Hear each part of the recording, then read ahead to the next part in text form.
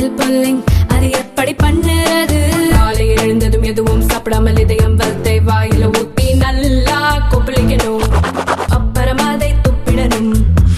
இதுதான் oil pulling.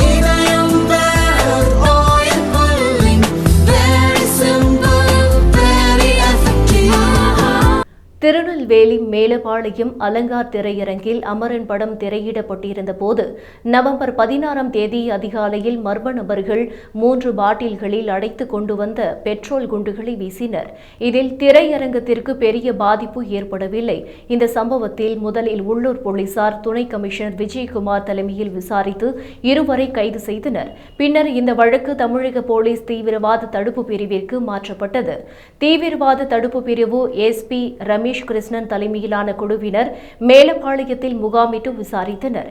அப்போது அமரன் படத்திற்கு எதிராக சித்தாந்த அடிப்படையில் தீவிரவாத நோக்கத்துடன் பெட்ரோல் குண்டு வீசப்பட்டது தெரியவந்தது.